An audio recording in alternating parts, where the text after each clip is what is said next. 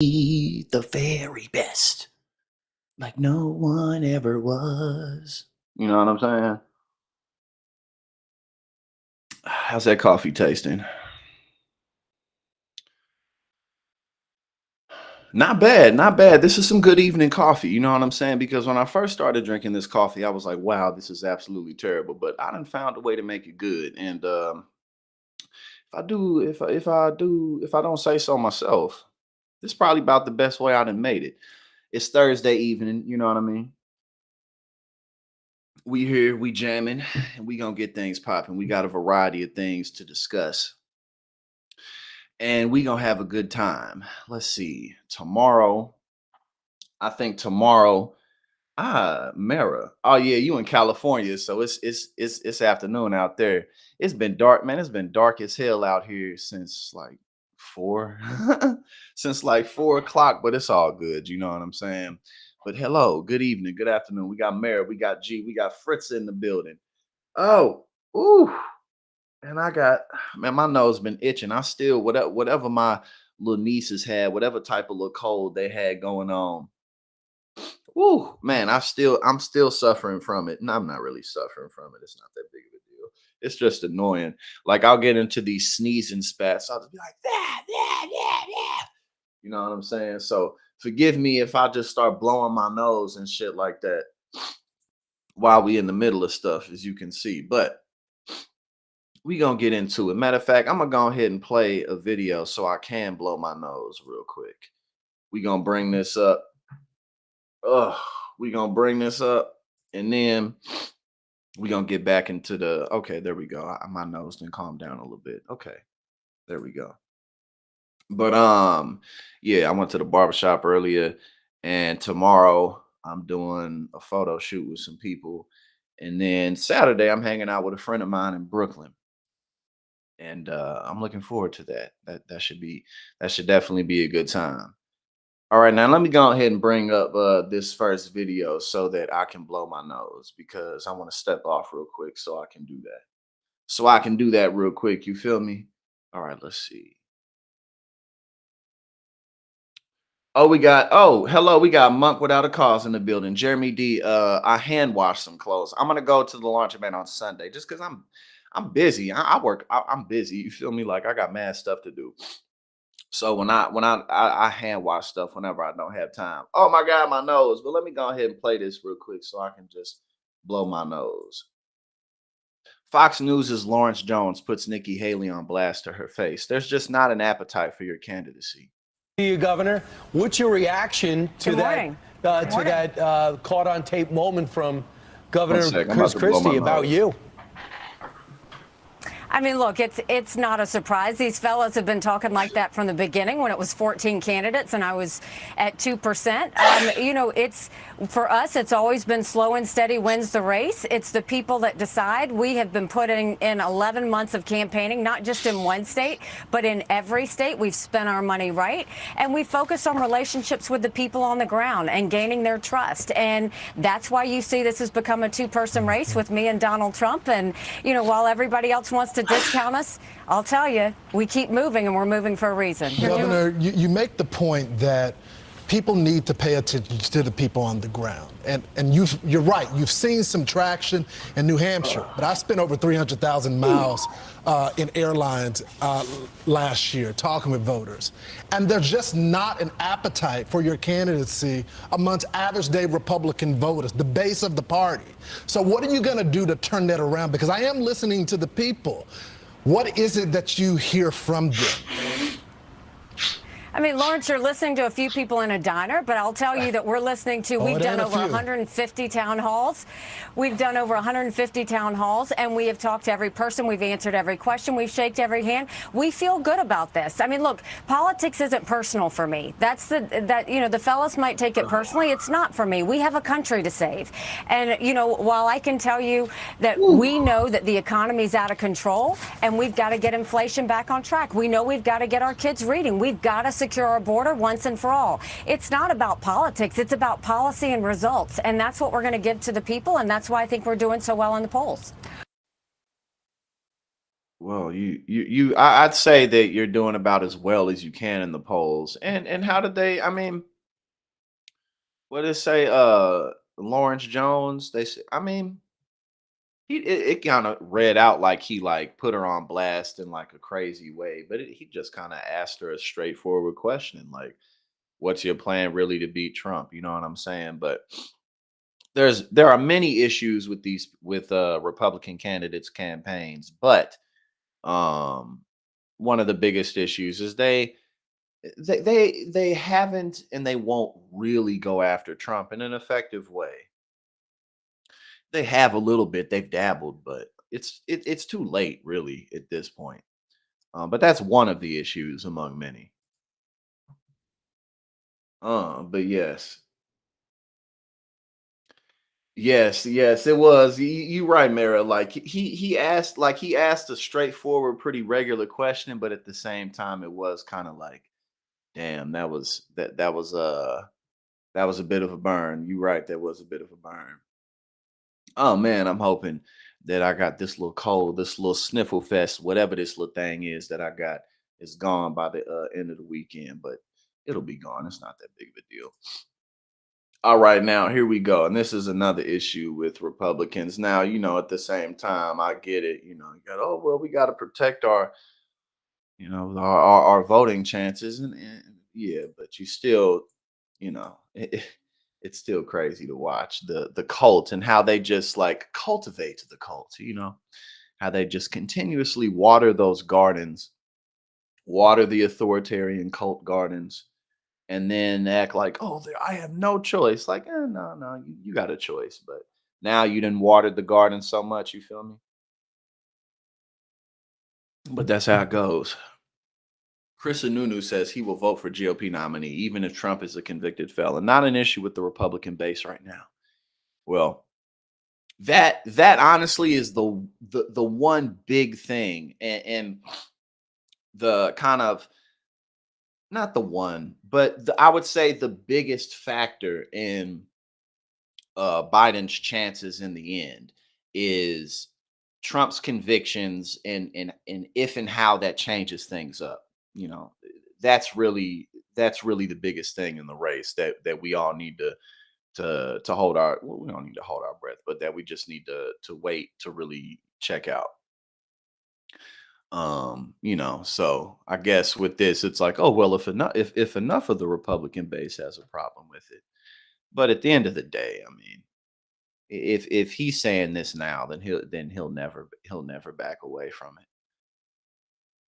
One thing that Governor DeSantis brought up when he was asked about that tonight is he believes that Trump is going to be on trial. And he was talking about that being a distraction. But, Governor, there's also a chance that the former president could be a convicted felon by the time people are voting. I mean, even if he's a convicted felon, if he is the Republican nominee, does that mean you're still going to vote for him? Look, I think right now most of America, it looks like they would vote for him because he's winning. He's busy. Biden is so bad that Trump is actually beating Biden in most polls. But what about you, so Governor? Most of America is right there. Yeah, I'm going to support the Republican nominee. Absolutely. Yeah, like that shouldn't shock anybody. That shouldn't be surprise to anybody that the Republican governor and most actually of America is going to end up going against Biden because they need to see a change in this country. I know, again, have the issues around the election changed the dynamics of the Republican primary? No. That's not an issue right with the Republican base right now. It's just not, and clearly not one that's holding the American public at large back because, again, Trump is up 1 point. I love Nikki Haley because she's up 10, 15 points on Biden. She wins Senate seats and House seats and governorships and brings all of those other opportunities to the states and the country to actually get stuff done. But, make no mistake about it. Biden is that bad of a president that even Trump would win. You're saying he's that bad of a president that even Trump would win, even if Trump is a convicted felon. And this kind of whole approach is also one of the biggest weapons that the left has going forward, just politically speaking, against the Republican Party. When it comes to different types of political arguments and political battles that are going on, is Republican operatives just have no credibility for in anything and for anything. You're saying this right here. You're basically saying like, well, I don't have any principles. I'm just going to go with whatever the polls are saying. And he's right. It shouldn't be a surprise to anybody that he's going to do that.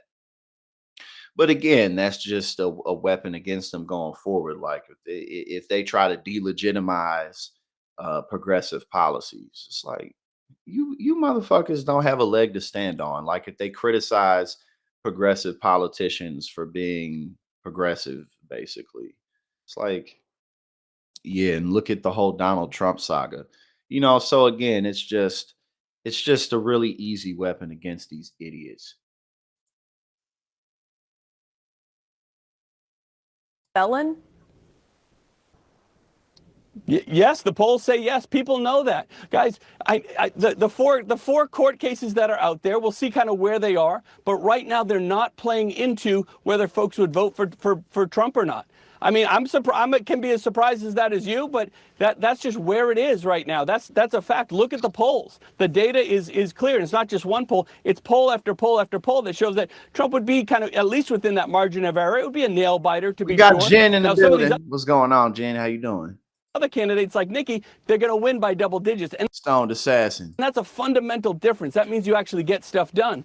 But again, you can talk about those issues as much as you want, but it's not what the American public is looking at. Maybe what the media is talking about, but not what the American voters are looking at right now. That's a lot of that's true, but also the whole conviction saga, the whole what happens.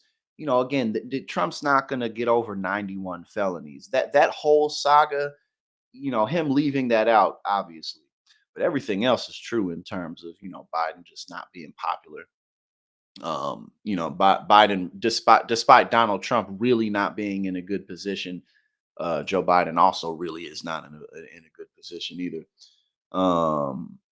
So, but again, politically speaking, I would say, I mean, also life, I would say. I mean, I'm still relatively young. I'll be 32 in a few weeks. That's still young, but it's old enough to, I'll just learn to take things a day at a time, but especially politically and when you have just certain things going on, because so much can happen. And I think especially one of the things that really moved me in that more in that direction in terms of just working in the space, you know what I'm saying? Like especially in whatever capacity, whether I'm doing commentary or whether I'm like working with the campaign or whatever, is the swift turnaround and look at like Bernie's momentum and then what happened um when Joe Biden ended up winning and just taking it over, and just in a sense of like, well, like shit like that happens, you know what I mean? um and for the good or for the bad, whether it's an outcome that you want or that you don't want, like things happen on a day-to-day basis. Like, I mean, and both Biden and Trump are both old, so like who knows what could happen over the next year to them health wise. Like it's just so much shit, you know what I'm saying? But but yeah, it's just we can't close our eyes and pretend like this ain't what we in right now. We just gotta do what we gotta do and get past it. Just like humanity has done time and time again. We'll get through this, y'all. We will get through it. Indeed, we will. All right, let's see what's up. Um, let's see. Um, what was it? I think yet what was it? Yes, did I stream yesterday? I think I did. Yeah, I did. Um,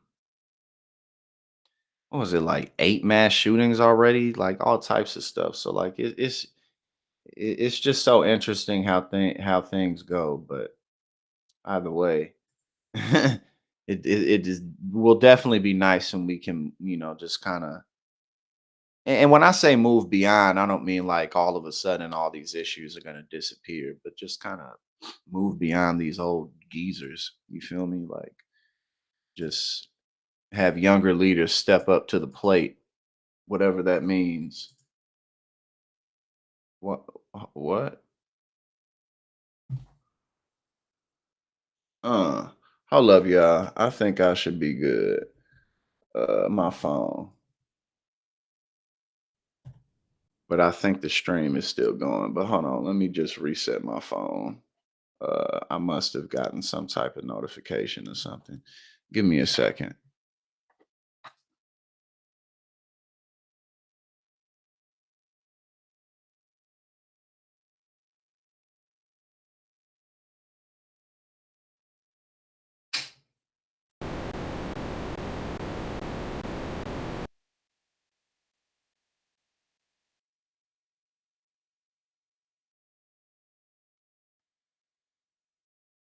Hold on, yeah.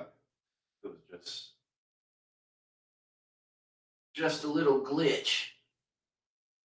1 second. I've been using my phone. Uh yeah. It's fine. The stream is fine. I just had to replug in my phone because I some little thing had happened. But it's all good. We back. All right, now. What should we get to now? Let's go ahead and do all right, let's see.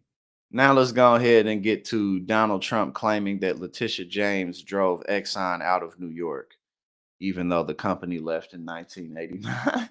He just says things.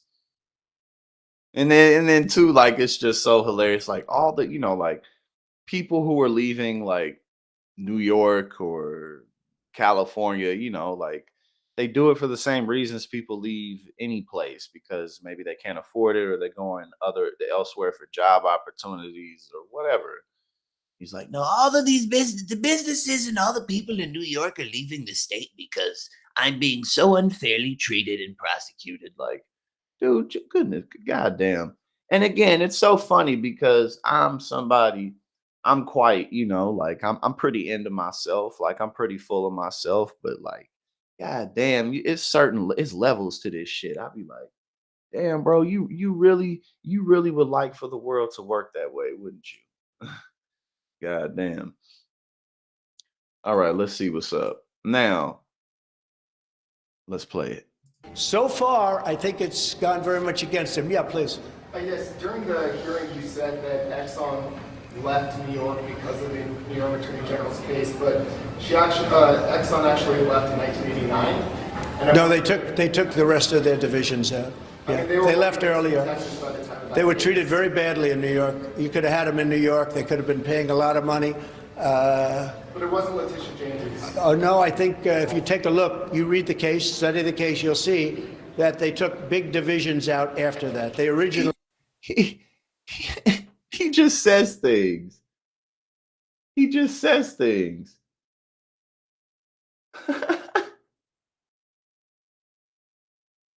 What's going on? Hold up. All right. But yeah, nah, this dude, he just says shit. Hold on, let me catch that one more time. So far, I think it's gone very much against him. Yeah, please. Yes, during the hearing, you said that Exxon left New York because of the New York Attorney General's case, but Exxon actually left in 1989. No, they took the rest of their divisions out. Yeah, they left earlier. They were treated very badly in New York. You could have had them in New York. They could have been paying a lot of money. But I mean, this has always been Donald Trump. You feel me? Like there's really nothing to even say about that. That's always been him. All right, now. What should we get to now? Man, listen. Ain't nobody about to transition from YouTube to no damn X. And it's just like, man, at this point, I mean, how many advertisers are even on the platform? I got off the platform last year, and I mean, given doing what I do, like it's like there's potential for me to go back, but for what? You know what I'm saying? Like it would just be another thing for me to monitor and manage, and like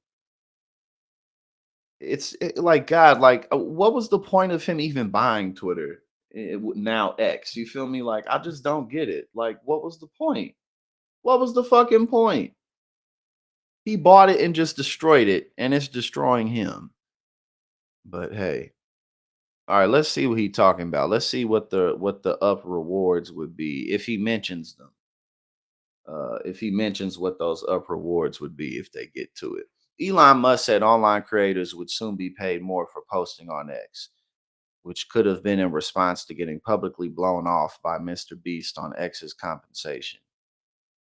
And it's not even just about compensation either. It's about like, like your ability to build. Right, exactly. It's Twitter forever.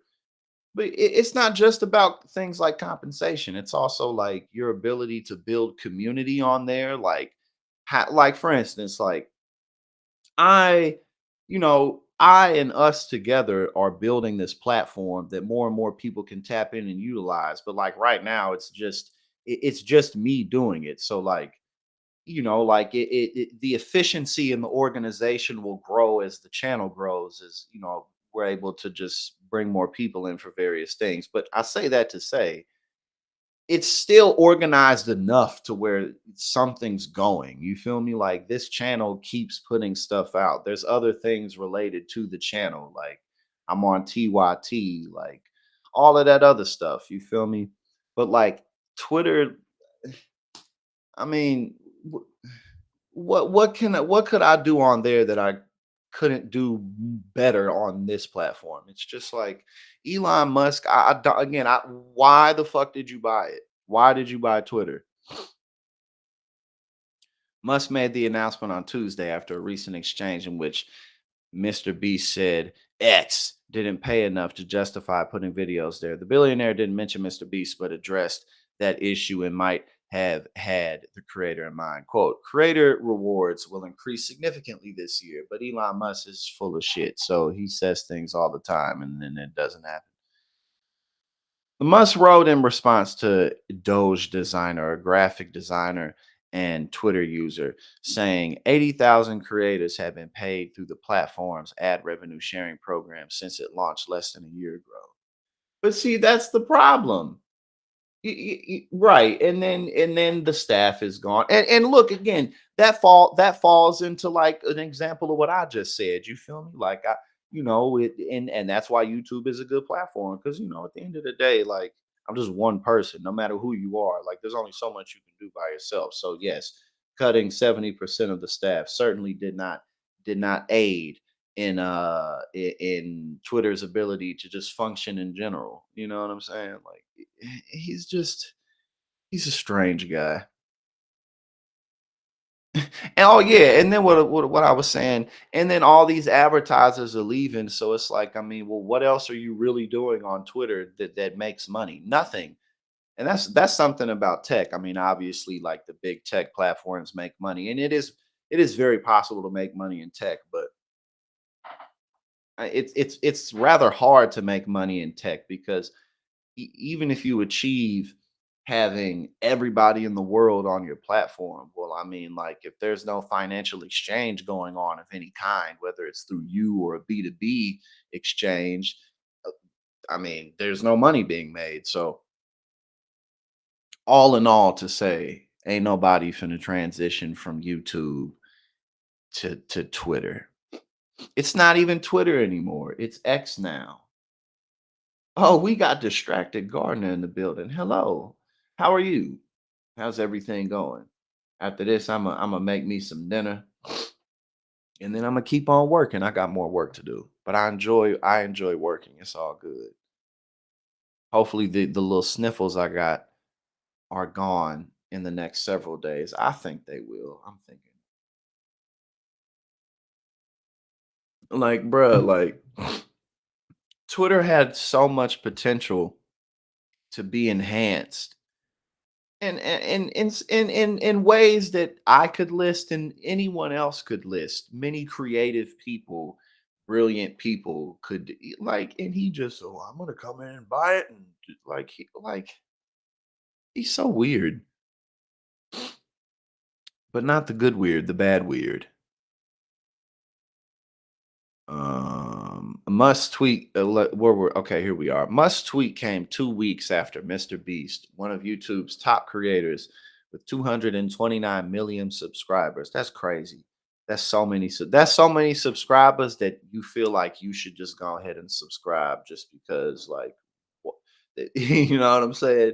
That's so many subscribers. That's crazy. Rejected. Okay, so he rejected his offer to post on X. And again, like, what's the point? Like, for what? He quote, I uploaded. Go watch or I'll drop kick you. Mr. Beast, whose real name is Jimmy Donaldson, wrote on X on December 30th, recommending viewers watch his new video on YouTube. An X user then X, it's so stupid. It then suggested he quote upload on this platform too. Musk chimed in, adding, yeah. But Donaldson rejected the idea, saying it wouldn't be worth it financially. My videos cost millions to make, and even if they got a billion views on X, it wouldn't fund a fraction of it, he said. He added, I'm down though to test stuff once monetization is really cranking, which isn't going to happen, especially not for somebody at the level of Mr. Beast. I mean, just off YouTube alone, oh, I can't even imagine. I don't even know a whole lot of money, but obviously, I mean, once you're making a certain amount of money, like you're more than likely going to keep making more money because you're going to put it places, you're going to start things, you're going to invest in stuff. You know what I'm saying? Like, I mean, Mr. Beast, he making money from everywhere. So yeah, just from a financial perspective. Oh yeah, you right, Alonzo. I just seen what you said. I believe that Don Lemon is launching a show on X. But like, I mean, bro, I feel like if you go to X, look at me saying X. That's one. See, that's one of the reasons why don't nobody want to be on there because what the fuck is X? Twitter been popping for years. What the fuck is X? That's so stupid. So we got yeah, I mean yo, I don't know. It's just something about going to Twitter instead of well now it's not even Twitter.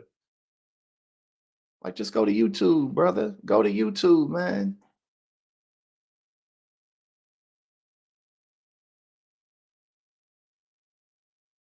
Okay, so I'm skimming through it. It's not saying anything about he said nothing. He just mentioned that the incentives are going to go up, but for how long until it goes away? Like you could like oh we enhanced the incentives and it may be true for a few months, but then I'm sure there's still a whole lot of bills that Twitter hasn't paid. Yes, indeed, the name change is definitely the least of Twitter's problems. Perhaps one of their dumbest problems, though. It's just like because pretty much nobody was like, "Yeah, that's awesome." Like, pretty much everyone was like, "Dude, what?" Oh, I know. Like, he just comes in like the Tasmanian devil and destroys everything. And then he's like, "Oh, I know. Let's change the name to X because I've been trying to make everything X for decades." That'll make everyone flock to the platform. Like, no, it won't, bro. Like, because listen, at the end of the day, these platforms are not necessities. People don't need this shit. Twitter is just another platform that people can be social on. Motherfuckers can be social on Instagram, TikTok, WhatsApp, Facebook, text messages. People can watch TV. They could go to websites, like you know what I'm saying. Like people don't need this shit. So when you do too much, you feel me? Oh, we got Aaron in the building. Hello, what's going on? When you got to keep stuff. You got to not to say that you don't have to be overly simple, but like, bro, Twitter was too goddamn big for you to make all these bullshit ass changes. Like, but that's Elon Musk. Oh, my nose. Donaldson said ensuring higher compensation than YouTube's would be hard. Some YouTubers were getting over $20 per 1,000 views, he said. I'd be shocked if you cracked that code. Yeah, man. And I mean, not even just the money, because I'm sure, I mean, it's not like I know Mr. Beast personally, but I'm sure that if if Twitter's reputation wasn't what it is now, Mr. Beast would be like, sure, why not? Because why not? You feel me? Like, why the fuck not? So it's not even just the money. It's also just like, nah. I mean, what's the point? You feel me? Other creators have also doubted that X can compete with YouTube regarding earnings. In August, Olahide Alatunji, better known as KSI. I hope I said. Oh yeah, I mean I know KSI is, but Olahide Alatunji. I don't know. I think that's. I don't know. I hope I said it right. Told his fellow YouTuber Logan Paul on his podcast Impulsive that he didn't think X paid that much. He said he'd made only $1,590 from the partnership program that month, despite garnering hundreds of millions of impressions. Oh yeah, man, ain't nobody finna do that shit. And I mean, just honestly, because again, like KSI is one of the largest independent content creators in the world. Bruh, you not even cracking $1,600 for hundreds of millions of impressions, man. You know, ain't nobody finna do that. Just start, because again, like that by itself, that says so much, bruh. That says so much about how downhill that shit has gone. And I mean, it's not like Twitter was ever like a financial powerhouse compared to other tech entities, but still, like, what? Like that's like regular ass job money. That's like regular ass job money right there.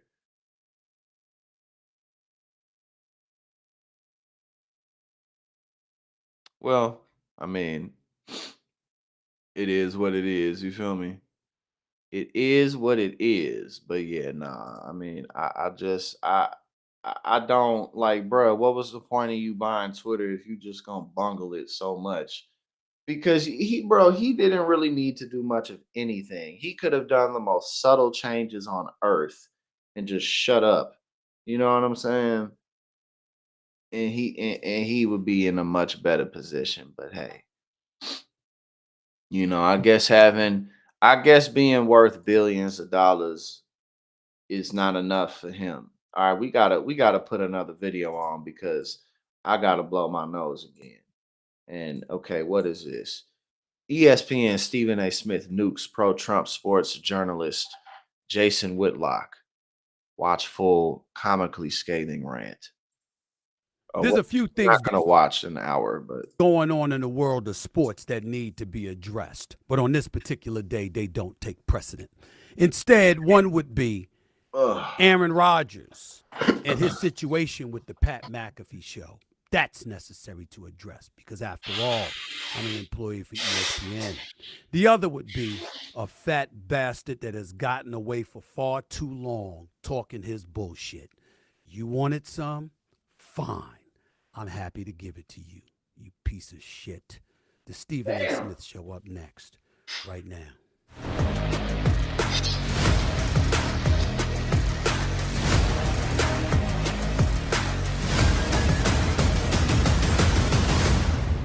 he came What's in up, everybody? hard as fuck. Welcome to the Goddamn. latest edition of the Stephen A. Smith Show, coming at you at the very least 3 times a week over the digital airwaves of YouTube.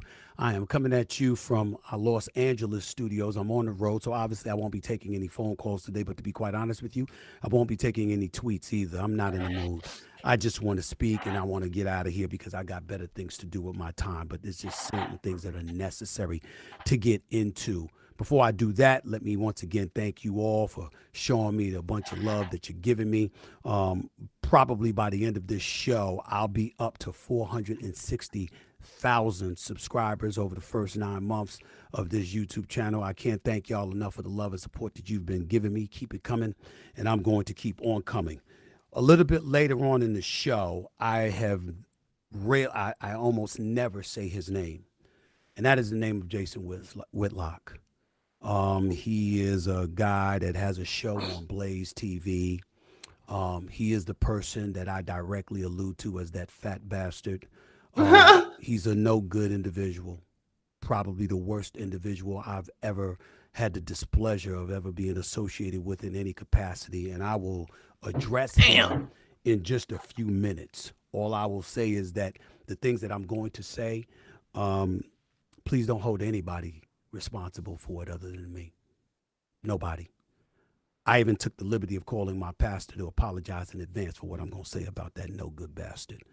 So I will address that in just a few minutes. And I'm not engaging in hyperbole. Hey, this may be way better than I thought. Hold on. Let's keep it up. Not exaggerating. The pastor's name is Pastor A.R. Bernard at Christian Cultural Center. You don't believe me? Call him and ask him.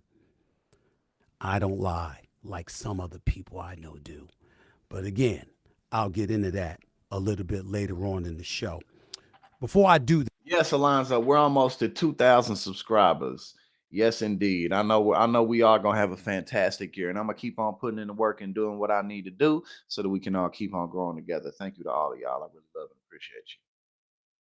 That it's necessary for me because I'm the face of ESPN, and obviously there's a lot of things that went on this week in regards to Pat McAfee and some of the news that he made with his show.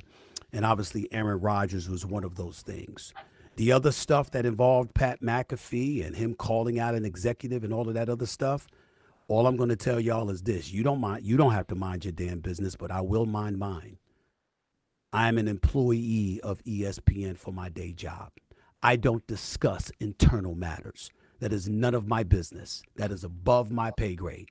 Pat McAfee has his show. He's responsible for everything that goes on with his show. The executives that we answer to at ESPN, they're my bosses. And I'm not going to be stupid enough, irresponsible enough, immature enough to think about that I can talk about family business. I don't do that. That's not going to happen. So don't expect me to speak on that ever, ever. That's not how I roll. Having said all of that, Aaron Rodgers is a different matter because that's not necessarily an internal matter. That's a sports story. And Aaron Rodgers went on Pat McAfee's show a little more than a week ago and made news talking about one of our other colleagues under the Walt Disney banner, which would happen to be Jimmy Kimmel. Aaron Rodgers obviously had a few things to say about Jimmy Kimmel because he doesn't particularly like him. If you watch some of the videos where Jimmy Kimmel was making fun of Aaron Rodgers during COVID, when he was making fun of Aaron Rodgers because of some of his conspiracy theories, these are the kind of things that rubbed Aaron Rodgers the wrong way. So when Aaron Rodgers had an opportunity to take a stab or a jab at Jimmy Kimmel, what was it that he said? He said, and I'm looking for it here because I want to make sure that I find the direct quote that Aaron Rodgers said about Jimmy Kimmel, but he basically talked about, popping bottles, to be quite honest with you. He said how, everybody was looking forward to the list coming out, et cetera, et cetera. Just reading from my notes here. He doubled down once he had said what he said about Jimmy Kimmel. He said yesterday on the Pat McAfee show, I don't have any apologies, not for that guy from ABC. That's what Aaron Rodgers says. And so subsequently, the news came down that Aaron Rodgers would not be on the Pat McAfee show anymore during this football season. Whether that's a permanent decision or whatever, I don't know. Don't care. I support Pat McAfee from the standpoint that I think he's an incredible talent.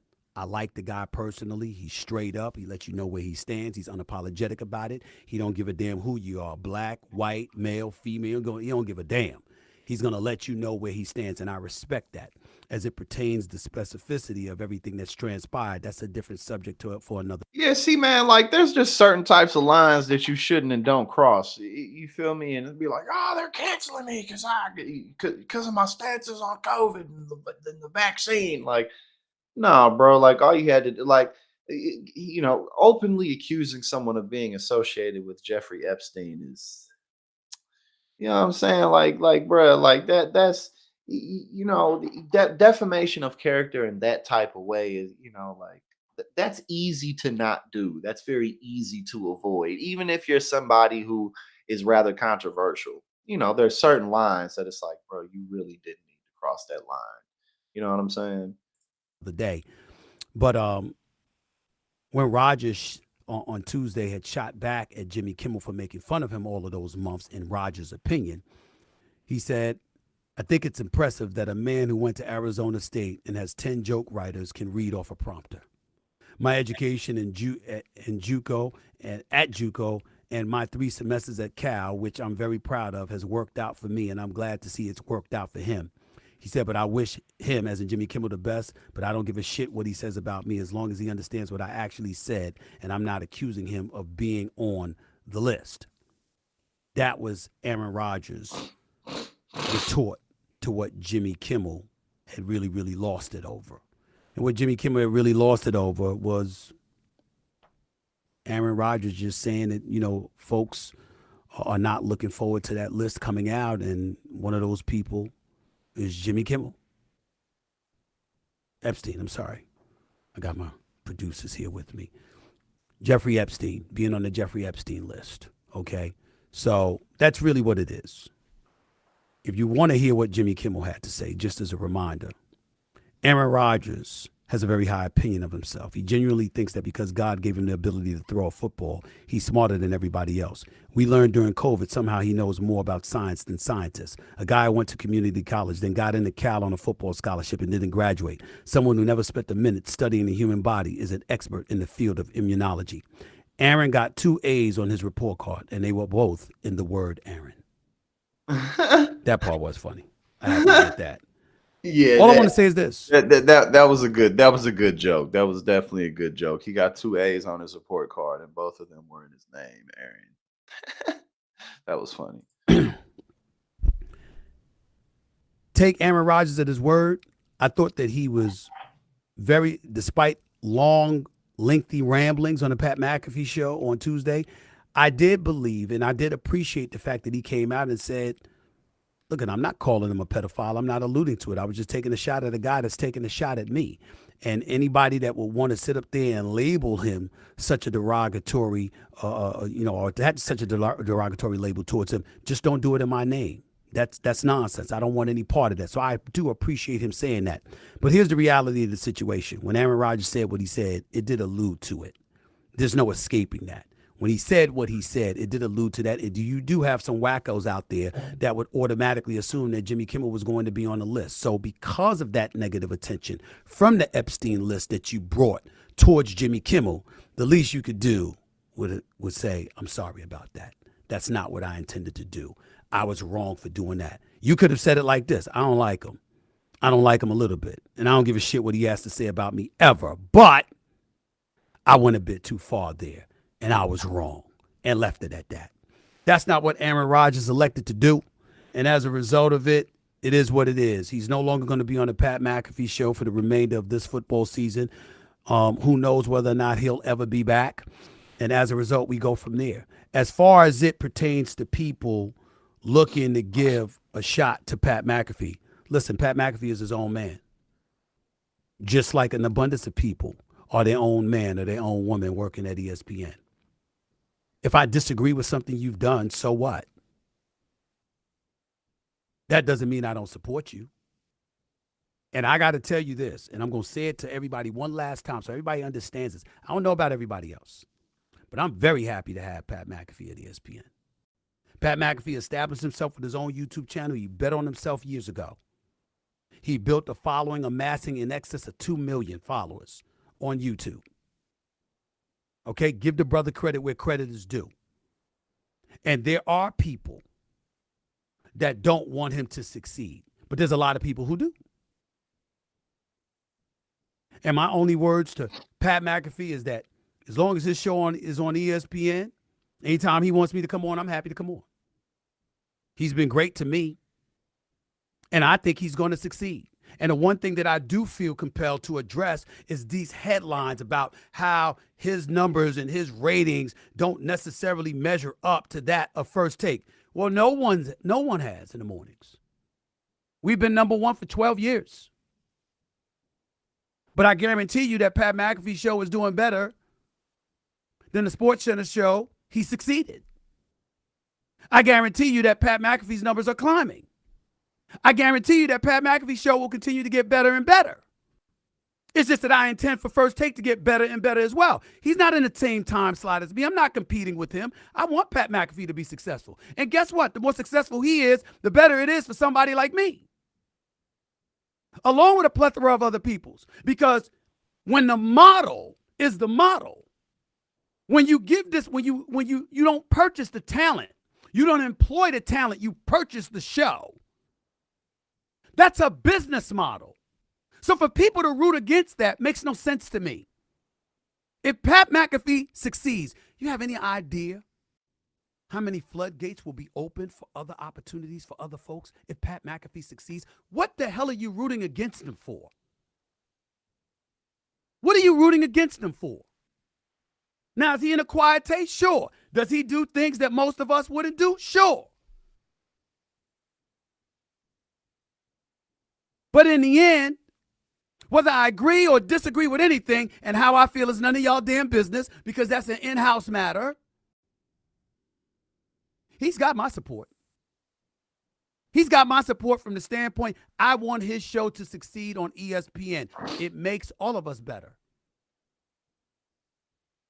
And if you understand anything about business, I'm trying to get to him talking about what's the name? Rooting for everybody. Or judging it accordingly. I'm saying what impact it had. Because of the impact, you apologize. Enough of that fat bastard. I'll put it straight to I've had enough of that fat bastard. All right, here we go. We about to get into it now. Because I got deeper subjects on my mind right now. Jason Whitlock. I said that name. It's not a name I've uttered. I normally don't do that. But it's necessary to do now. I've had enough of that fat bastard. That piece of shit. And I want to make sure that before I go to break, I want anyone out there who watches me, anyone out there who knows me, anyone out there, no matter what you think of me, I want you to remember, I never talk about him. I never talk about my colleagues. I don't do that. This is a first. But it's necessary. And when I say don't talk about them, I don't mean don't talk about them literally. I don't get in on them like I'm about to do now. I literally called my pastor and asked for his forgiveness and understanding in advance because he's not going to recognize I'll the be right person back. he's about to hear. I did the same when I emailed the bosses at ESPN. This is my podcast. I own and operate this. I do what I want on this podcast. But it doesn't mean that I still don't harbor a responsibility to at least give my daytime employers a heads up as to what I'm about to do.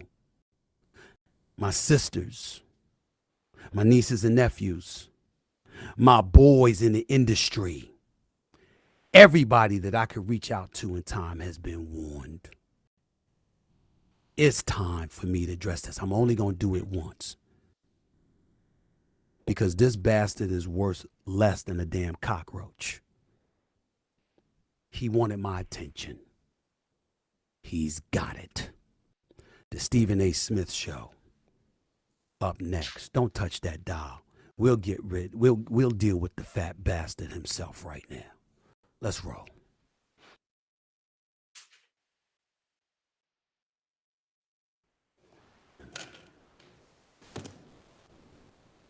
What's that? What you put in the desk? Box on my desk for? Just open it.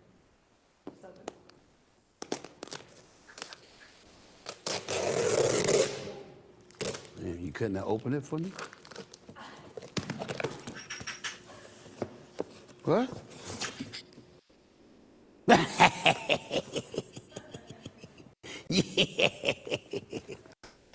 Ah, my new book on paperback.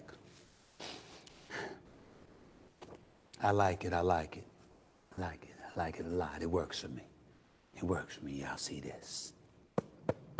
New foreword and all. Stephen A. in paperback, straight shooter, memoir, second chances and first takes. I haven't gotten over that picture. It does look pretty smooth. I must say so myself. It's a bestseller. I'll hold on to this.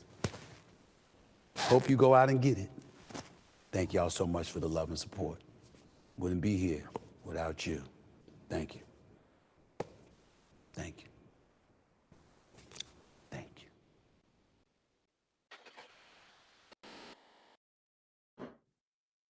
Welcome back to the Stephen A. Smith Show, right here over the digital airwaves of YouTube. By the way, that quote from Aaron Rodgers, from Aaron Rodgers about Jimmy Kimmel, which initially sparked this whole brouhaha, was, quote, there's a lot of people, including Jimmy Kimmel, that are really hoping that list doesn't come out. That's what he had said. Couldn't find it for some reason. I apologize. Let's get back to the subject at hand. Ladies and gentlemen,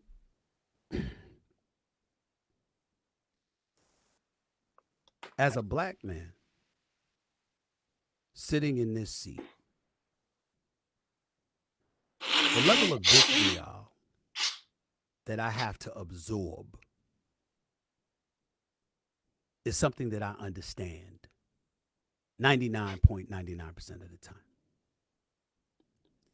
You're a former player and you want to crucify me, that's fine.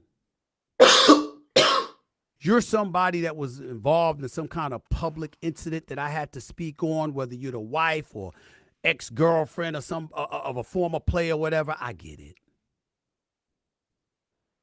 You're a present-day athlete and you don't like my evaluation of what has transpired before our very eyes and what I'm witnessing, that's cool.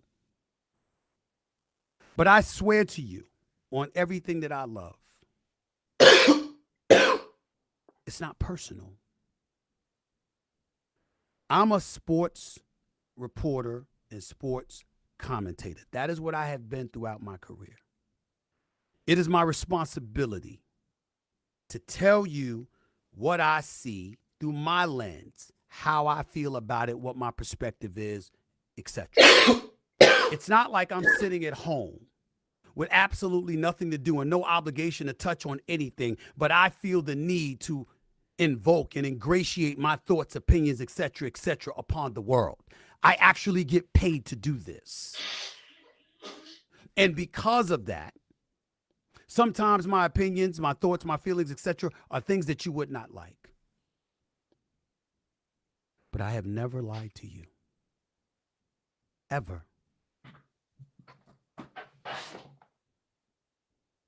If I wrote a story or I wrote an article, it's based on the things that I've been told, what I've seen, and what I feel. It is rare that I talk about myself on a personal level because my personal life is not anybody's business and I don't get into other people's personal life. It's not something that I do. Many figures in the world of sports find themselves, think about this for a second. I'm supposed to be covering sports, but I make a career out of talking about my colleagues. That ain't work. That's you finding some slick way to get a check because you can't get a job. That's Jason Whitlock. Ooh. That's who the hell he is. Now, I have sat back for years, at least 9 to 10 years, saying absolutely nothing about this man. I never uttered the words fat bastard out of my mouth until a few months ago. So that means that the previous 9 years, you never heard me speak on him at all. But now it's necessary. Excuse me. Because you see, if you listen to the fat bastard, I didn't play high school ball. Even though my coach's name was Harvey Stoller, it was Thomas A. Edison Vocational and Technical High School. I played there my senior year. I was in a basketball tournament at Fashion Institute of Technology where I dropped 27 points and got a scholarship because the coach came calling me after that and what have you. If you listen to him, I never had a scholarship to Winston-Salem State, even though it's on the books. Just call the university. By the way, hold on. I hope that. Hold on. Ladies and gentlemen, I'm an honorary doctorate member. I have an honorary doctorate from Winston-Salem State University because of my contributions to Winston-Salem State. I'm called Dr. Smith. Has something to also do with the contribution. This article is an article written on Deadspin.com. The title, How Jason Whitlock is Poisoning ESPN's Black Grant Land. Because remember, Bill Simmons, who's now at Spotify doing a great job, obviously had Grantland at ESPN, and upon aim set so high that he at one point seriously tried to recruit the Atlantic's Ta-Nehisi Coates, the sharpest. But I said, look, maybe he's misunderstood race of people. Is he just so what is he just like finally responding to Jason Whitlock after Jason Whitlock making hit pieces on him for like 9 or 10 years or something? Is that what this is? So I understand when we talk about stuff like this, how people can sit up there and say, how did it get to this? How did it get to this? Remember when I got suspended years ago?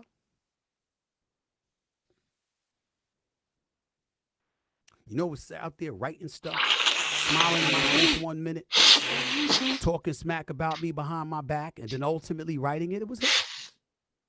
Remember when I supposedly used and people were speculating that he used the N-word on the air and all of this other stuff? He was the first one. Okay, so I guess that's what this is. It seemed like Jason Whitlock, who pretty much everybody knows is a ridiculous loser, I guess he's just had it and he's finally responded to him.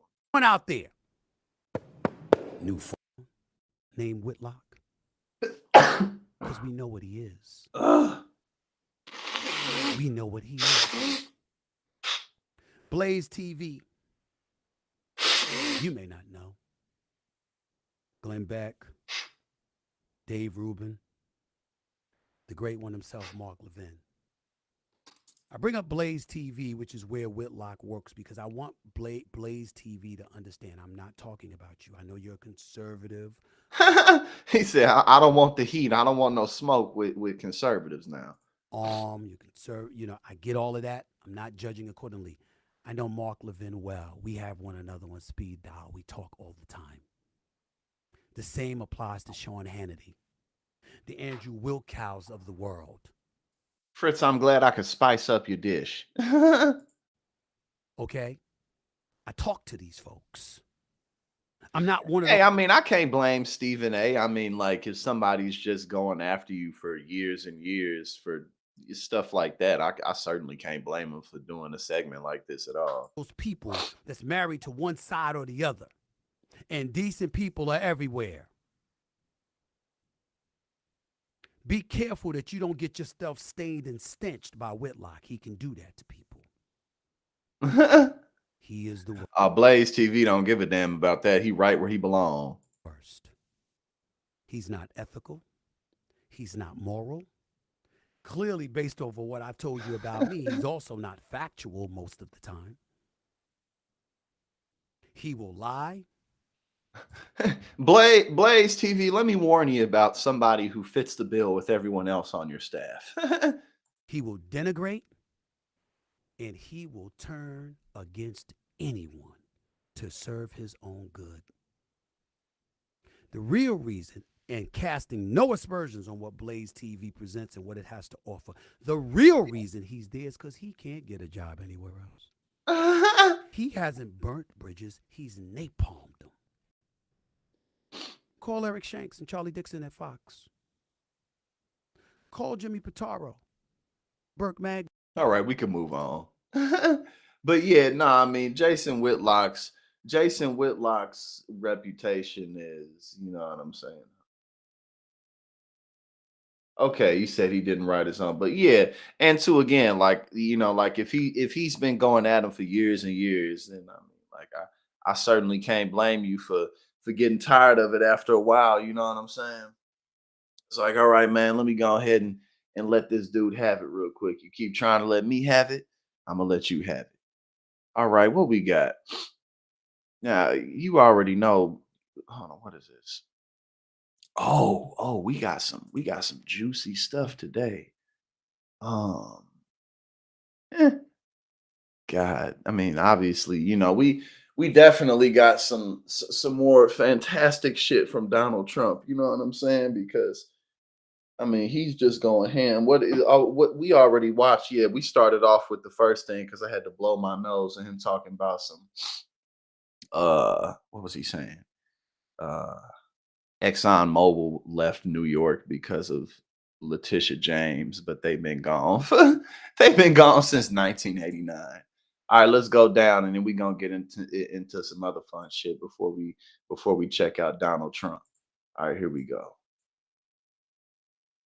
Big chaotic circus. Fox and Friends absolutely annihilates House GOP dysfunction. It is unclear at this point on Capitol Hill if the Republicans actually have enough votes to, if they bring it up for a vote, if it would pass, because the Republicans in the House are in such disarray. The Speaker of the House is hanging onto his job by a thread. 2 votes, right? Well, here's the thing. It just takes 1 for a motion to vacate. That's what happened to Kevin McCarthy. Yeah. I was hearing Please some people say they're not going to go down that route again. They might. It looks Chip like Roy says they might. It could happen before February 1st. So the Republicans may not have the vote, even though they had the big chaotic circus yesterday. Can they change that rule, the motion to vacate? They didn't. This is crazy. Why would they do that? We're in a presidential year. They just want to make sure they're chaotic. not in the majority next election. Especially when you have the opportunity to win on some issues like what's happening with the migrants coming to the country and being in other cities. Mayor Adams is under scrutiny. Okay.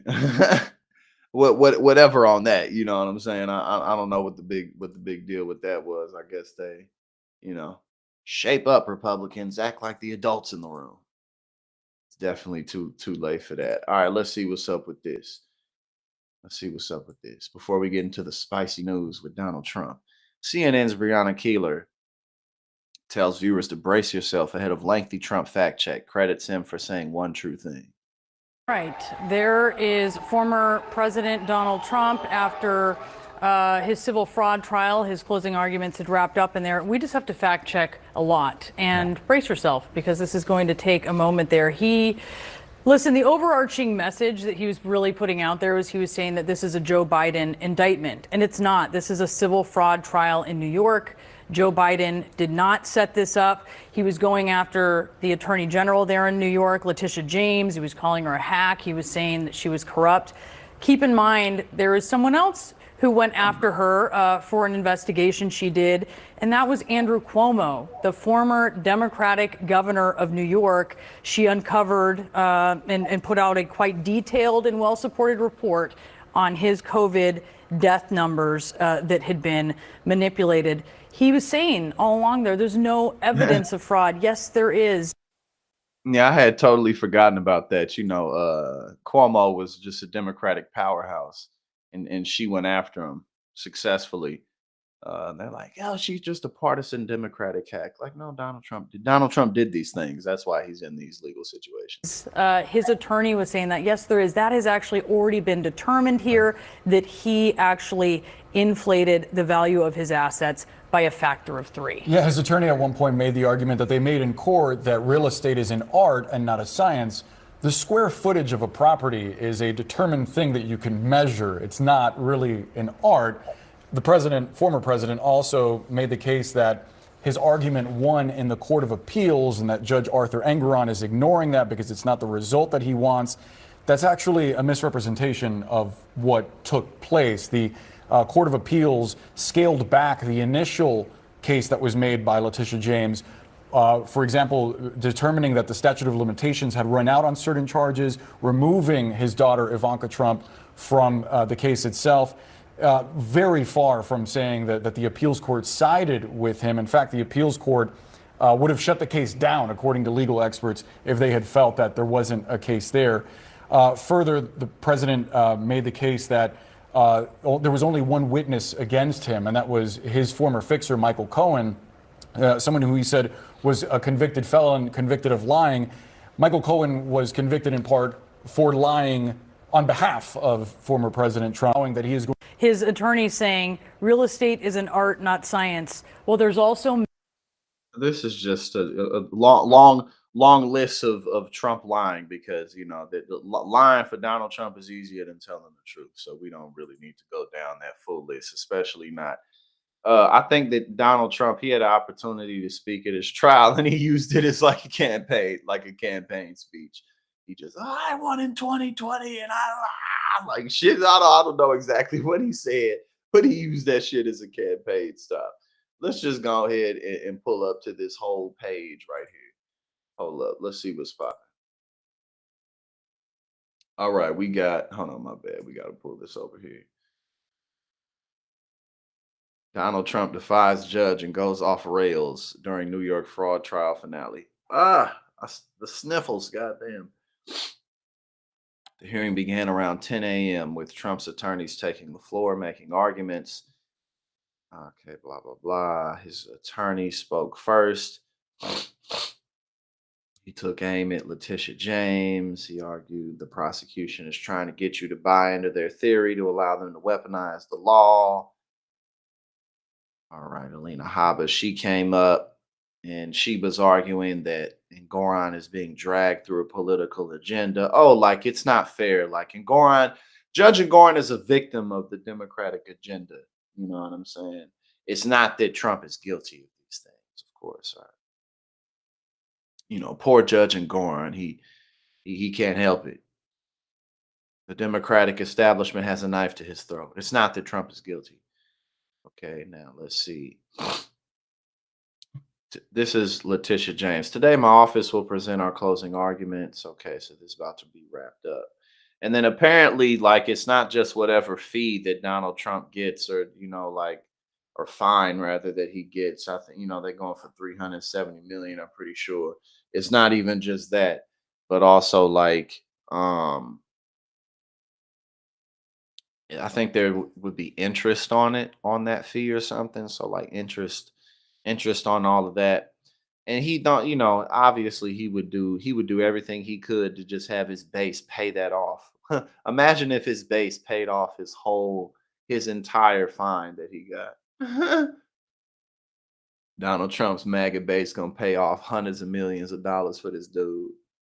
All right, what is Barbara, we're looking at these live images right now inside the courtroom. We've been given an opportunity to get a camera in before the proceedings officially get underway. But there you see Donald Trump sitting at his defense table alongside Chris Kise and Alina Habba, his two attorneys, who we understand will be part of the closing argument. Again, defense goes first with 2 hours or so of closing arguments, followed by the prosecution, or the AG's office in this case, likely to give their closing arguments this afternoon. But there you see him in his red tie, his blue jacket, looking pretty solemn and serious with his hands crossed in front of him as we get this quick pool spray before those closing arguments actually get underway. What do you see, Barb, as the strongest defense here after watching and reporting out the past few months of trial?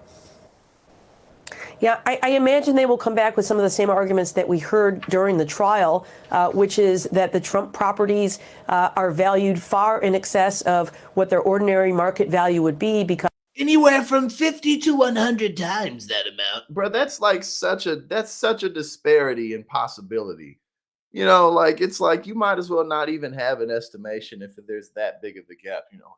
Could be 50 times more, could be 79 times more, could be 100 times more. Like, bro, like, the Mar-a-Lago's worth so much money. I can't even calculate how much it's worth. Like, it's so stupid. Because of the Trump brand, and brands are difficult to quantify. And so when you add that, then they acted in good faith when they represented the values of these properties. I don't know that those arguments are going to carry the day, but I think those are the best arguments that There's the Trump Attorney team General has. Letitia James, too. All right, let's see. Okay, Donald Trump's he turns the trial's finale into a MAGA rally. Because what else do you have? What are you gonna do? He then went into what does it say? Trump responded, "Well, I think, Your Honor." Well, I think, Your Honor. that I think this case goes outside just the facts. He then went into a long monologue, similarly to the way he delivers speeches at his rallies, where he argued the case and prosecutors are politically motivated. There were no witnesses to support the fraud allegations, and the suit was part of an effort to keep him from being reelected to the White House this year. What does this say? We have a situation where I'm an innocent man. I've been persecuted by somebody running for office, and I think you have to go outside the bounds, he said, referring to James. What's happening here, sir, is a fraud on me, Trump added, going on to argue he believes. Hold on. Going to argue that he believes James and her team owe him damages for bringing the witch hunt suit against him. At one point, Trump snapped at the judge, stating, "You can't listen for more than 1 minute." It prompted Ngoran to cut his statement short. He's like, all right, bro, just go on. Imagine, like, bro, you sit there saying this to you done already been found liable. So you know, like this helps your case whatsoever. You sitting here saying this, and the judge is just looking at him like, dude, what? Like, come on, bro. Like, he ended up cutting him off. Like, okay, bro. Like, it's hilarious. And then he goes outside. It's so unfair. It's so unfair against me. It's election interference. Witch hunt. It's a witch hunt. It's election interference at the highest level. It's a disgrace. It's in coordination with the White House and Joe Biden because he can't win a campaign. It's so unfair. This looked like Jared, the Subway guy, don't it? Behind him right there, don't it? That looked like Jared, the Subway guy. One of the people I'll be pardoning is Jared, the Subway guy. Along with all of the January 6 hostages, Jared, the Subway guy, will be at my right hand. All right. Now, on to whatever is next on the docket, because we got more. We have more.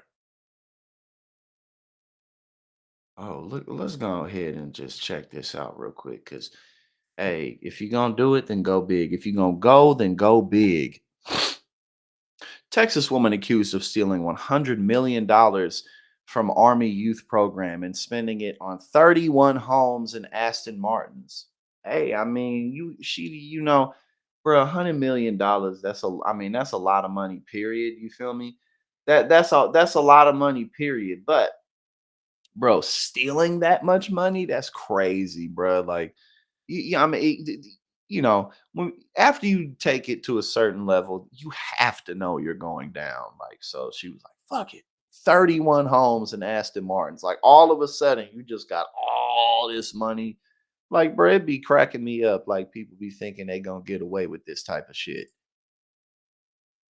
Texas woman is accused of single-handedly adding more than $100 million to the U.S. military budget by allegedly defrauding the Army and spending the money on luxury homes, vintage sports cars, pricey jewelry, and clothing. Janet Yamanaka Mello of San Antonio was working as a civilian financial program manager at Fort Sam Houston when she allegedly came up with a scheme to siphon funds from a grant program involving the nonprofit 4-H Youth Development Organization. Woman then lost her goddamn mind. A retired staff sergeant who allegedly stole a Humvee and crashed.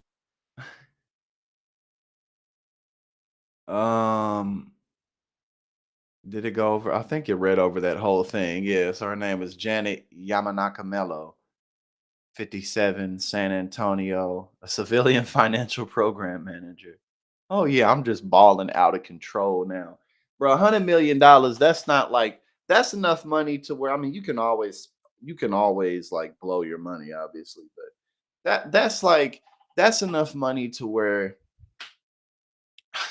I mean, what are you really gonna spend that much money on? I mean, obviously you can spend $100 million, but like, bro, that's a lot of money. Oh yeah, I got 30 houses. All of a sudden, no one's gonna find out. No one's gonna notice that $100 million are just missing. Is missing rather. Hey, she did it for 7 years though. She got away with it for I wonder how she hid her properties and her cars and shit. I mean, like what? Did you go around, you know what I'm saying? Did you go around driving in your cars in a mask or something? Did you build like an underground tunnel system so that you can dig through the tunnels and go and get into your houses? Because it's like, oh, like I really wonder what her operation was, especially if it lasted for 7 years. Hey, she had it pretty tight, at least for a while. But you really can't get away with shit like that in this country. Not at this point. It's close. It's practically impossible to do shit like this at this point and get away with it. Cause yeah, like you said, Mary, she gotta get you steal that much money, you gotta get the fuck up out of here. She should have got the fuck up out of here and went somewhere else. Don't know where, but she should have put thought into it. She had all them years. She had almost a decade to figure that out. But hey, get too comfortable. That's what happens when you get too comfortable. All right, let's see. The scam wasn't uncovered for nearly 7 years.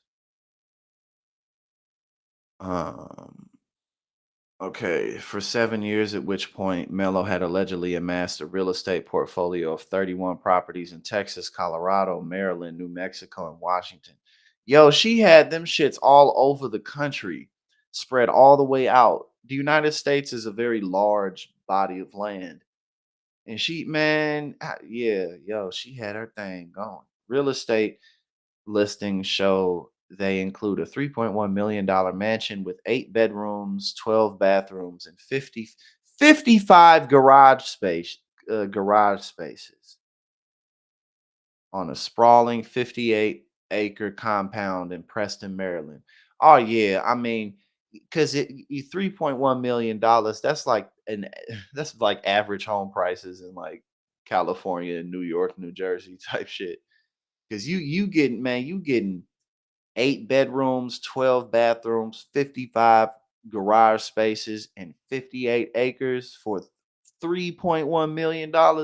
You definitely somewhere in the sticks, but that's a good ass deal. Hey, you know what I'm saying? She she had it all figured out, man. Yeah, but she just let the greed get a hold of her. She let the greed get to her head. That's what it was.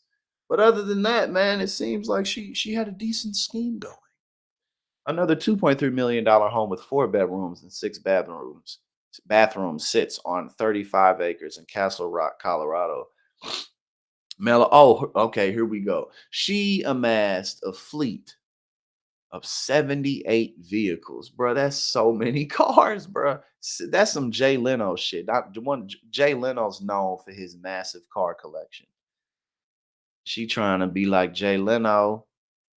A fleet of 78 vehicles, including 16 Harley Davidson. What the fuck you finna do with 16 goddamn motorcycles? What you gonna do with 78 cars, bro? Like, or vehicles?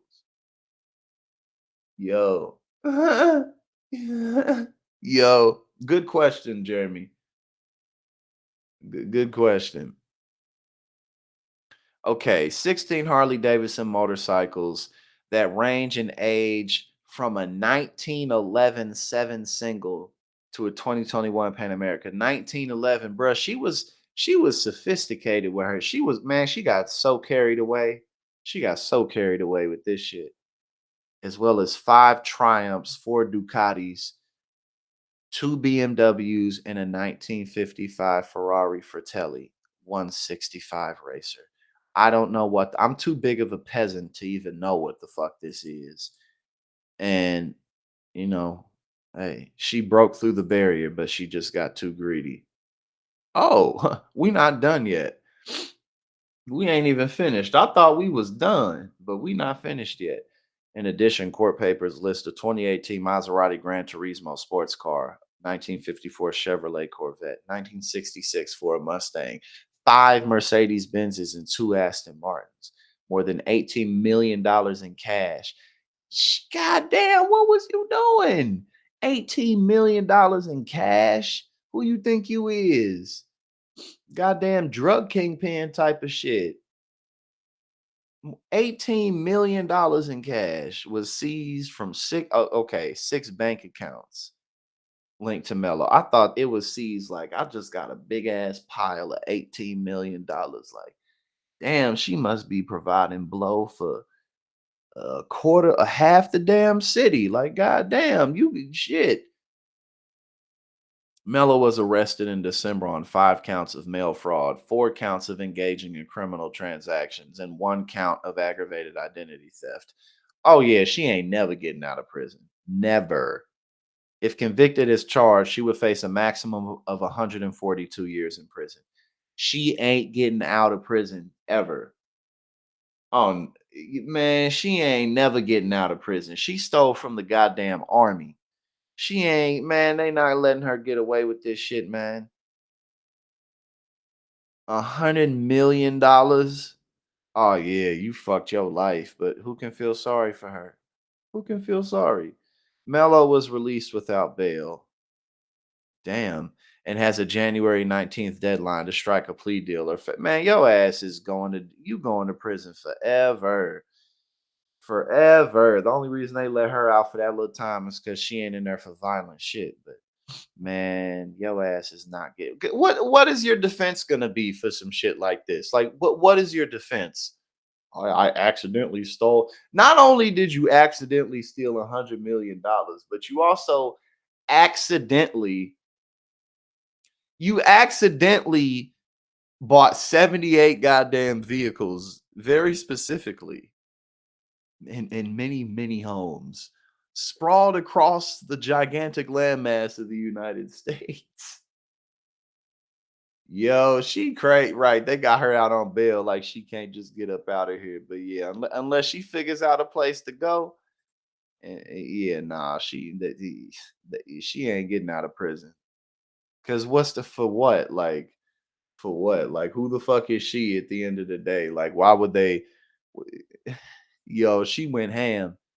Hey, but that's why I said if you gonna do it, you gotta go hard.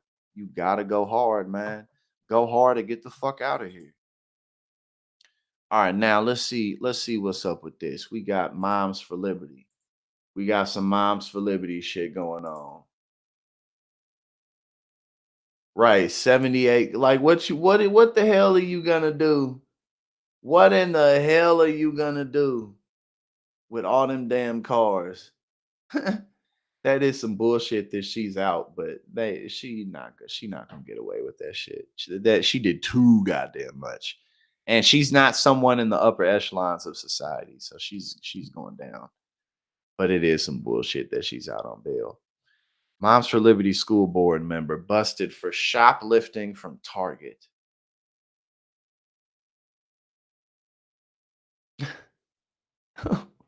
What? You were too goddamn old to be doing this bullshit. Okay, hold on. Here we go. This is hilarious. A right-wing Tennessee school board member backed by the Moms for Liberty group has been arrested on shoplifting charges. Bro, that's embarrassing. That is embarrassing. Like, yo, you are way too much of an adult. You are way too much of an adult for some shit like this. What are you stealing? A fucking purse? Like, what are you stealing? Like, the fuck out of here. Carrie Blair, who was selected in November of 2022 following a campaign against tolerant social agendas, is accused of stealing items from Target 7 times. 7 times. Damn, she just a thrill seeker. 7 times between November 25th and December 20th. Damn, she was on a binge. What the hell type of shit? What in the hell? She did this 7 times in less than a month. What the hell type of cocaine was she snorting on? This some crazy shit, bruh. This is like some what the hell? Like this is some drug shit right here. Maybe it's not. This is made some drug shit, bipolar shit. What is Bro, that's a lot. 7 times in less than 4 full weeks. And again, I don't know who she is, but she looked like she in her early to mid 40s, late 30s, early to mid 40s maybe. You too goddamn old to be doing some shit like this. But who knows? I don't know. I'm not gonna make accusations, but it sounds like some mental health shit or some drug shit. The 40, okay, oh, there we go. 43. I hadn't even read that. Like I said, she looked like she in her early to mid 40s. The 43-year-old Blair was booked January 5th and charged with theft of property less than $1,000. It is so petty. Like, this shit is petty. And she was released on a $7,500 bond. This shit is petty. What are you stealing? You ain't even stealing no expensive big bags type of shit. Right. She shoplifting for thrills. This, that, that.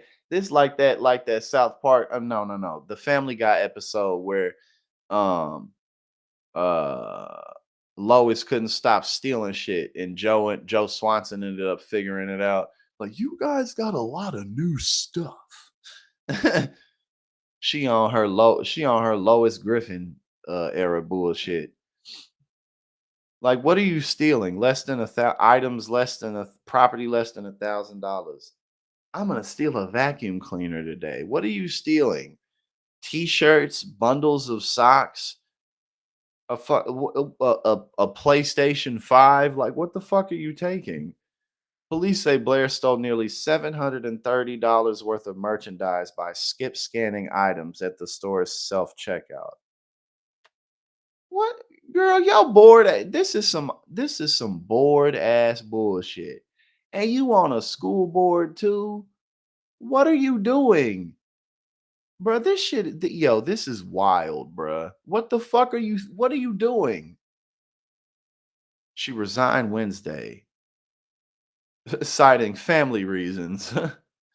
Family reasons. I have to go be with family, and I gotta go be with Jesus. Like, girl, get the fuck out of here. You resign because you're in an impossible situation. Exactly. There you go. Like, that's like the perfect 5-star rating. Like, man, Target has all these fucking 4 and 5-star ratings. Let me go read and see what's up. Oh, you're like, oh yeah, I steal shit for them motherfuckers all the time. I steal shit. All right, goddamn. All right. But okay, so she received Shelby County School Board races are nonpartisan, but Blair received contributions to her mostly self-financed campaign from Patricia Woodard, the treasurer of the local chapter of Moms for Liberty, and mirrored that far-right group's complaints about educational materials that did not reflect a conservative social agenda. Well, I don't know if, I guess stealing petty shit from Target, I guess that is a big part of the right, exactly. Exactly. $7,500 bond for shoplifting some petty shit. And but the woman who, again, but like, no bail for $100 million. But the woman who did $100 million, she gonna end up going. I mean, she probably never gonna get out of jail. Like, it's just no. Things just don't make sense. There's so many areas that just need fixing. It's like, oh, we'll give you a little bit of leniency here. We gonna lie. This is so stupid, bro. $100 million. That's so much money. Like, what the fuck? Like, how do you think you finna get away with stealing that much goddamn money? Like, ain't nobody gonna notice that. Like, get the fuck out of here. Okay, what is this? Hold on. Okay, hold on. Let's see. Yeah, I think this is after. I think this is after Ngoram was like, "Bro, shut the fuck up," and silenced him and was like, "Bro, I don't want to hear what you had to say." I think this is a comment that he made after that.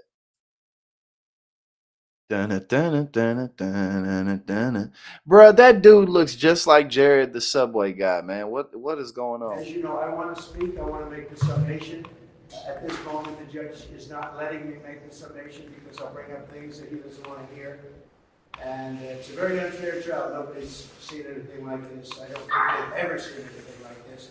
We have a situation where a statute was used That doesn't give me a jury, so I have no jury. I really have no rights, and it's and nobody thinks it's constitutional. People, legal scholars are writing about it like it's something they've never seen before. So it's interference, it's political interference, and it's something that shouldn't be allowed. So I am. He's such a goddamn dunce, man.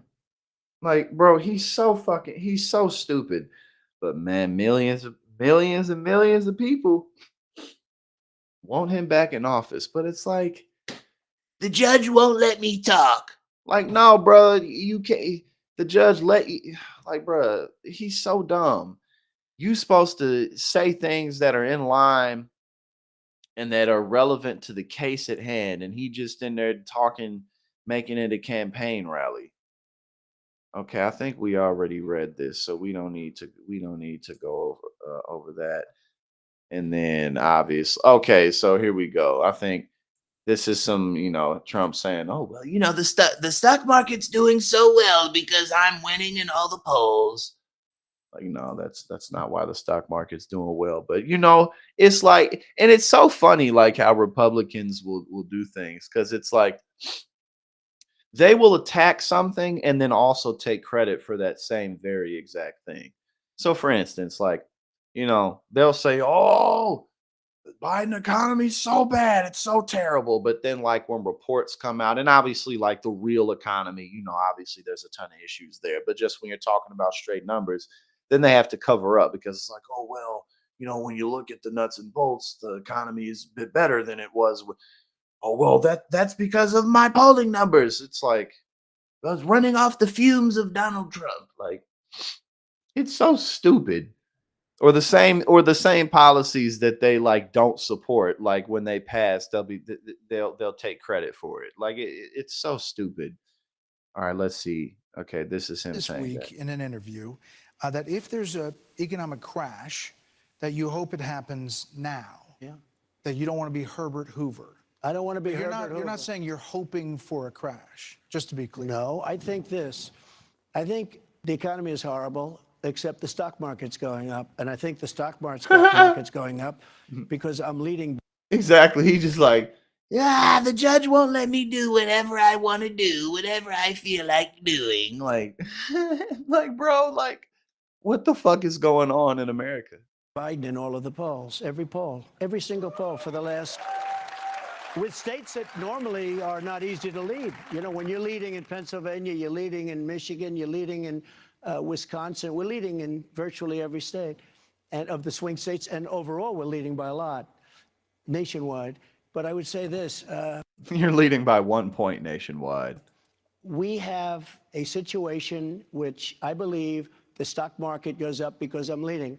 I think if I wasn't leading the stock market. And again, bro, everything about this point of view is King Trump. Like, because it's like, oh, well, so what? The economy's only ever going to do well if it has something to do with your name. Like, what is, like, it's so stupid. Market would be 25% lower. And I think, frankly, if I didn't win, I think the stock market would crash. Yeah, I but you believe said that when there's a crash, I hope it's going to be during this next 12 months because I don't want to be Herbert Hoover. Well, I think there will be a crash if I don't win. And I say that, and I do not want to be Herbert Hoover. Do you know who? No matter what happens, I'm the winner. If I win, I win, and if I lose, then no, I didn't. If I lose, nuh-uh, I didn't lose. Oh God. And yet this guy could be president again. Like, what the, like, bro, like, it's like he's incredible. There's no one like him. There's no one like this man. He's so got, like, it's like, hey, but I want my stupid leader in office. Okay, apparently, hold on, what is this? Apparently Dave Rubin got mad at Donald Trump. What did Dave Rubin get mad at Donald Trump about? We about to find out, because I forgot. I totally forgot. Dave Rubin loses it over Trump's dishonest bullshit. He thinks his supporters are a bunch of morons. He does indeed. What's one of the things Donald Trump said? Oh yeah, I love the poorly educated. Like, what kind of like? I love you see my African American over there. You see my African American over there clapping in the crowd. The fly in the milk over there. But yes, I love the poorly educated. ah, my nose. Okay. Oh, we gotta open it up to X. What are they talking about here? What is being said?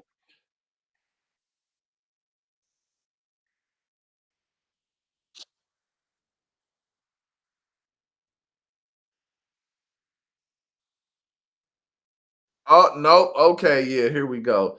This right here. This set Dave Rubin off. You know, Dave Rubin. This is what set him off right here. Ron DeSantis is not a supporter of Fauci. He is not a supporter of the Fauci ouchie. And of course, Ron DeSantis would definitely argue with your characterization of how he handled it.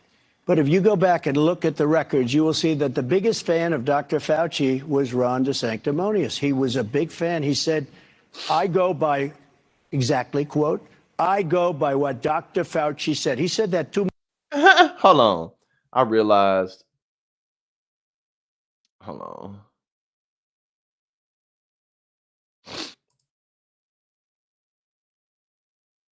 I have returned. I realized I had the thing playing in the in the other side. Hold on, here we go. And of course, Ron DeSantis would definitely argue with your characterization of how he handled it. But if you go back and look at the records, you will see that the biggest fan of Dr. Fauci was Ron DeSanctimonious. He was a big fan. He said, I go by, exactly, quote, I go by what Dr. Fauci said. He said that 2 months in, all the way through, and then eventually changed when it wasn't, that wasn't the dessert of the day. But Ron DeSantis was a big Dr. Fauci fan, and nobody wants to cover that. I say it every time. The dessert of the day.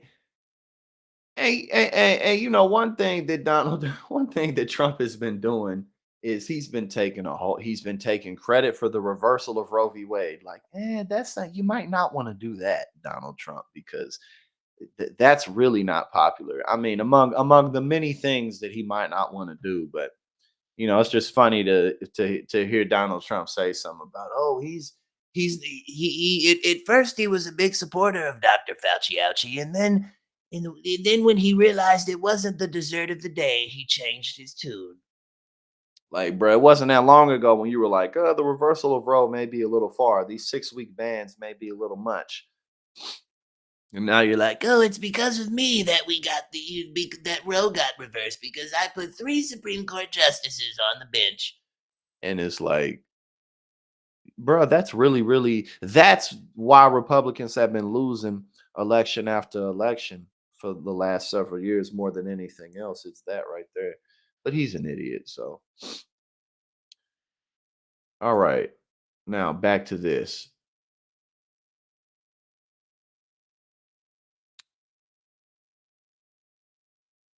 Dave Rubin says, this is some seriously dishonest bullshit. And the fact that this official Trump account shared it, basically straight up evil. It's evil. This is what set him off.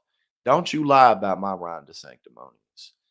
And no, that's not me being mean to Trump. That's Trump telling his supporters he thinks they are a bunch of morons and can feed them anything. That's not me being mean to Trump. Don't worry, guys. Don't come after me. I'm not being mean to Trump. I'm not being mean. Dave Rubin. Haven't seen him around in quite a while.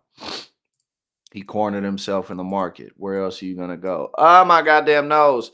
Trump attorney complains to Fox News that Trump can't speak at fraud trial and false rant. President Trump's attorney, Alina Habba, joins us now. Alina, good morning to you. Trump wanted to speak in court today. The judge said no. How big of a deal is this? Well, initially, we had just asked, could we please postpone today?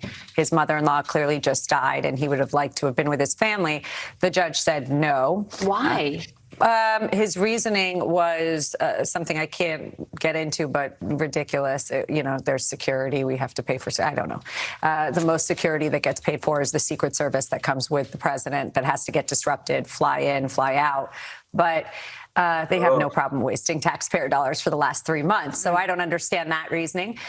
He required him to come in when his family is grieving. That's number one. Number two, the president, as a defendant, wanted to put words on the record and say what he had to say in terms of his closing. He has a right to get up and speak. He is a defendant. The judge said, oh, okay, but we're going to restrict that speech again. Now, remember, this is a judge that put a gag order on me, on the president, all the lawyers, and we're dealing with that every day. So the president wouldn't speak, and I would never have him speak under those circumstances. To be clear, it's one thing to limit closing arguments to the information and evidence presented at trial. That's a rule that everybody needs to follow, all lawyers. But how much further did the judge order go beyond that in limiting what Donald Trump could say? Effectively, he didn't want him to litigate the ugly parts of the case. He didn't want Donald Trump to say a lot of things that we would be saying. Now, I'm not sure why, because if you don't have him say it, I'm going to say it, and I'm a pretty big loudmouth myself. So, he has a right. And I think we're seeing this consistently across. I don't know when to shut up neither. A lot of these cases, they gag them. They tell them you can't publicly say it. They say you can't even say it when you're at home on True Social. You can't say it on Twitter.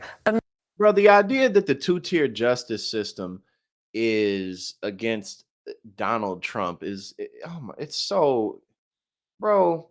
This whole era that we're in is just beyond ridiculous. Imagine free speech being completely slashed, not for a normal person, never mind us, but for the leading candidate of.